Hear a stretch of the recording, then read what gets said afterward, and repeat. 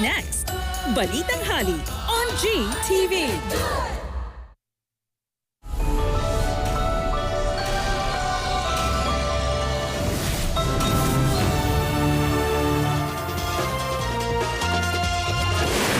Magandang tanghali po. Oras na para sa maiinit na balita. Phase 1 ng EDSA Rehabilitation sisimulan na sa bisperas ng Pasko. Ilang bahagi ng bansa posibleng makaranas ng malakas na pagulan ngayong araw ayon sa Pag-asa. Saan kaya yan? Guro sa Maynila, bakit pinakain umano ng ipis ang isang estudyante? Babae sa Cagayan de Oro, natagpo ang patay.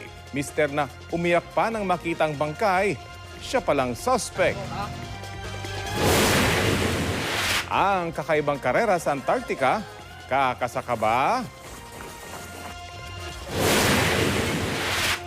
At ilang sparkle artists nakijoin sa online trend na Achievement Cake.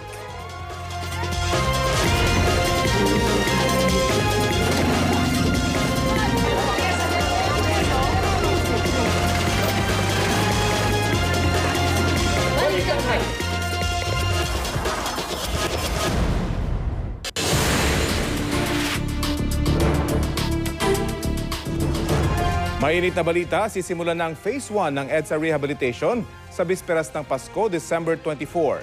Dagdag na detalye tayo sa ulat on the spot ni Joseph Morong. Joseph!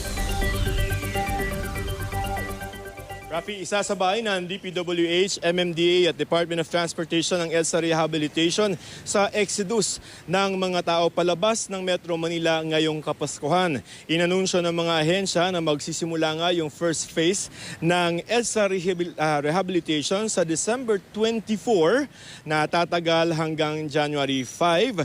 Ganito yung mangyayari dyan, Rafi. December 24 ng 11 p.m. magsisimula na yung reblocking